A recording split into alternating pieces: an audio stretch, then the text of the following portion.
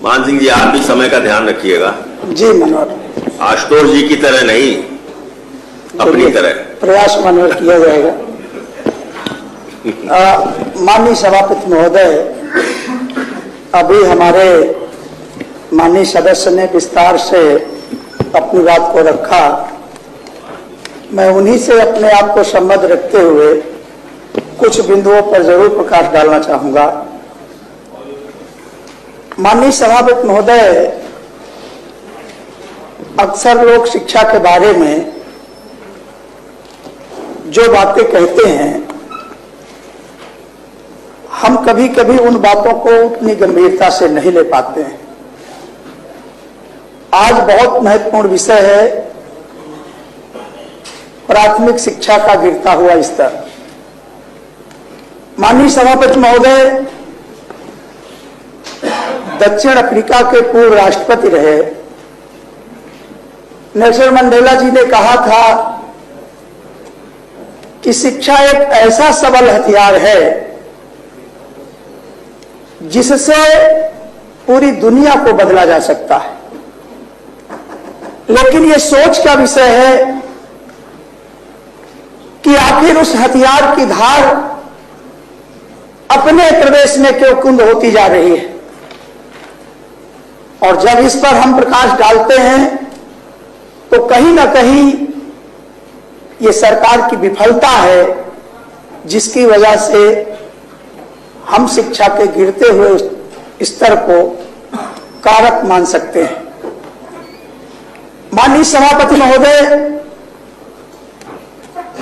आज जो प्राथमिक विद्यालय ग्रामीण इलाके में संचालित हो रहे हैं, यह तथ्य किसी से छिपा नहीं है। उन विद्यालयों में वो गरीब किसान मजदूर का बच्चा पढ़ाई करता है,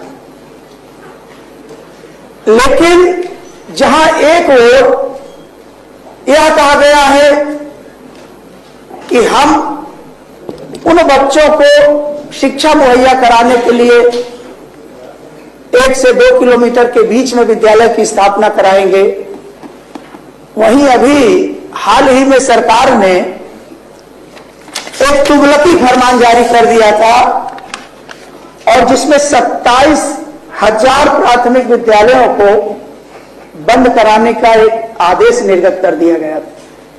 लेकिन जब संगठनों का माननीय अखिलेश यादव जी ने भी उसको ट्वीट किया तो सरकार बैक फुट पर आ गई।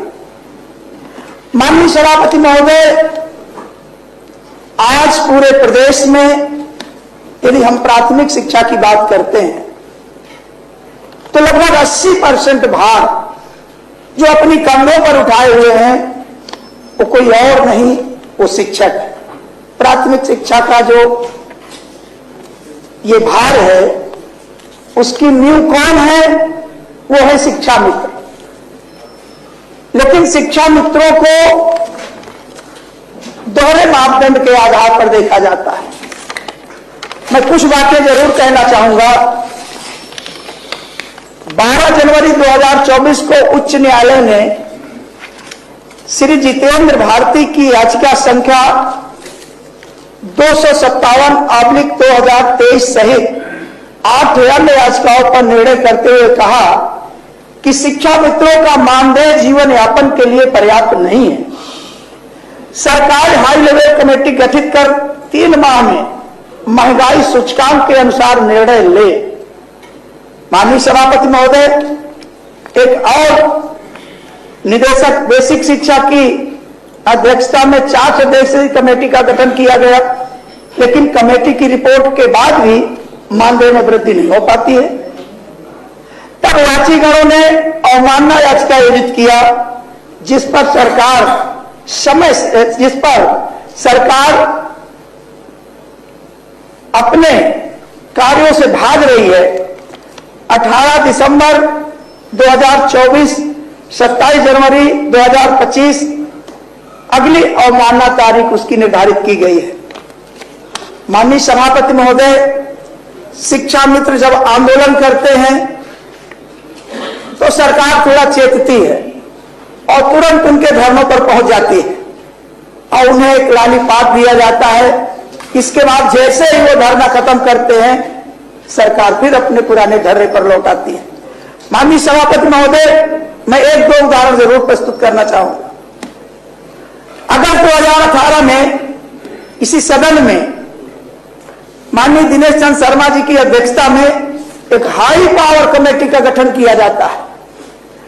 2018 से आज हम 2025 में आ गए।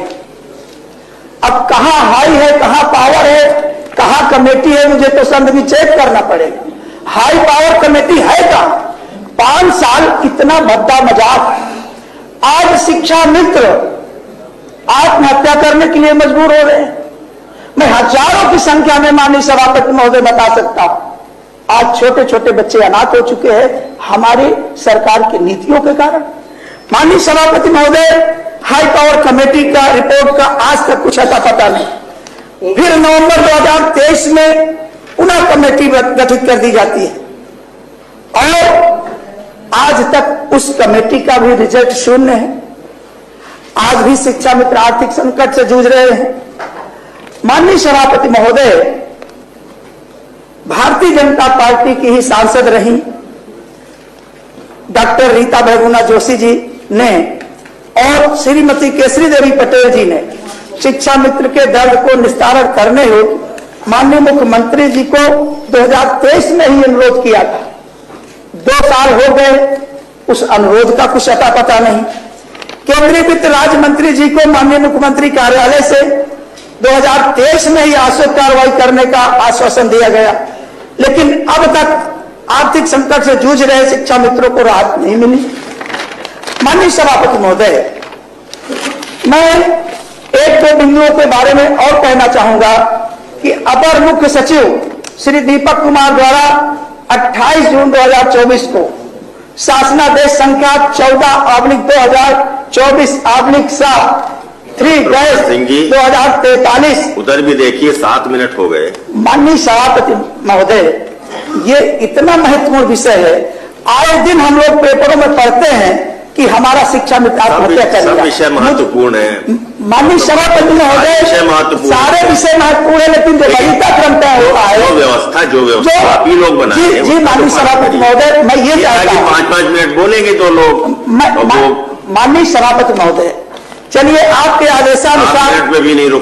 आदेशानुसार मैं इसे बंद कर देता हूं, लेकिन माननीय सभापति नहीं कर रहे हैं हम, तो आपको खाली कह रहे हैं कि घड़ी देख लीजिए। माननीय सभापति महोदय, मैं सिर्फ यह कहूंगा कि अगर ये सरकार अपनी जिद छोड़ दे, और जिद उसकी क्या है कि 1,76,000 शिक्षा मित्र को जो रोजगार देने का काम किया था, वो समाजवादी पार्टी की सरकार माननीय अखिलेश यादव जी ने किया था। इस दोहरे चश्मे से देखने की जो इनकी आदत है, अगर वो चश्मा बदल दें तो इनको दिखाई देने लगेगा कि आज वह शिक्षा मित्र जो प्राथमिक शिक्षा की बुनियाद है, उसके बच्चे अनाथ हो रहे हैं। माननीय सभापति महोदय, सर्वोच्च न्यायालय